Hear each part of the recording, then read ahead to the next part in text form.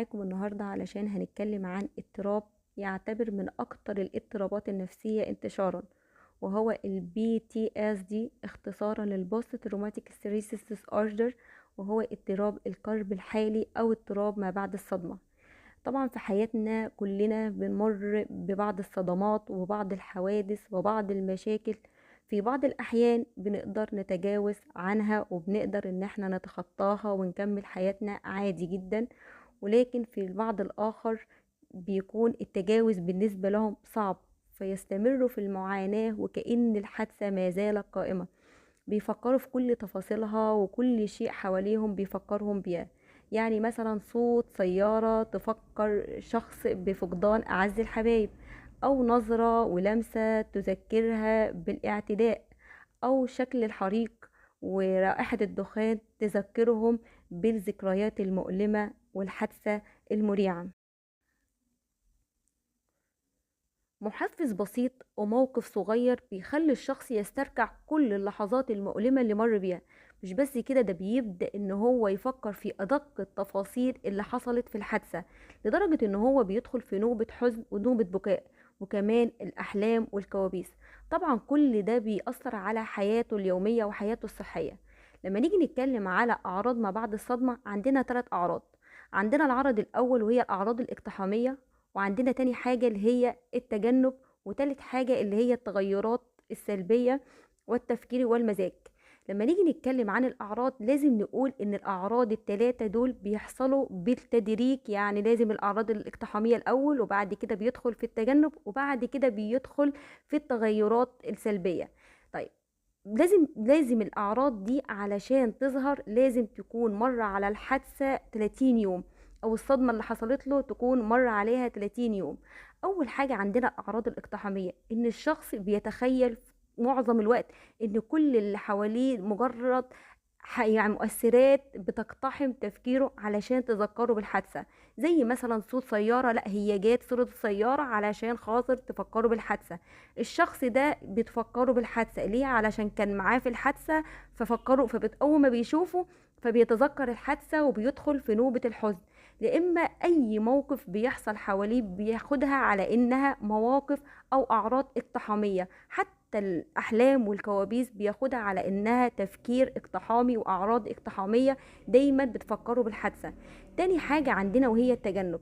التجنب ان الشخص بيدخل في عملية التجنب ان هو بيتجنب اي حاجة تفكره بالحادثة، بيبعد عن المكان وبيبعد عن الاشخاص وبيبعد عن كل حاجة ممكن ان هي تفكره بالحادثة.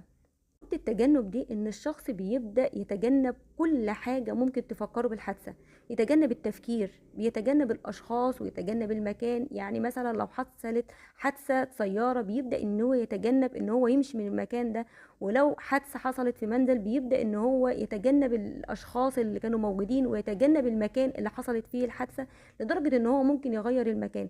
كمان الشخص ده بيبدأ يضغط نفسه في الشغل وفي العمل علشان ما يبقاش عنده وقت ان هو يفتكر الحادثة. تالت نوبة عندنا وهي التغيرات السلبية في التفكير والمزاج، ان الشخص بعد كده بيدخل في نوبات التفكير السلبي اتجاه نفسه واتجاه الاخرين. كمان ان هو بيبدأ يشعر باليأس اتجاه المستقبل، وان هو الحياة ملهاش لازمة، وان هو خلاص ملهاش لازمة ان هو يبقى عايش او ان هو يبقى حي. بعد كده الشخص ده بيدخل في نوبة اكتئاب وبيدخل في نوبة قلق. بعد كده الشخص بنلاقيه ما بياكلش، عنده أرق، ما بينامش، عنده صعوبة في التركيز. طبعا كل ده أعراض ما بعد الصدمة.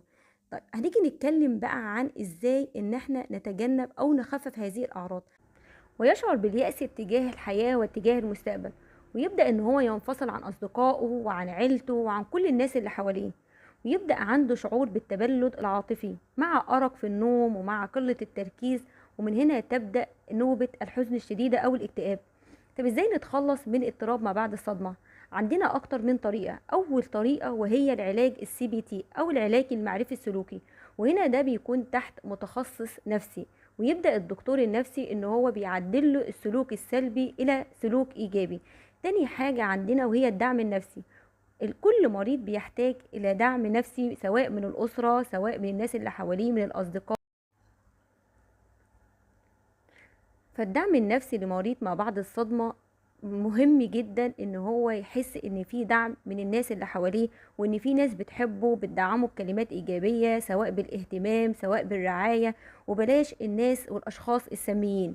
كمان ان هو يرجع شغله ويمارس حياته الطبيعية، وياريت لو في ممارسة اي رياضة.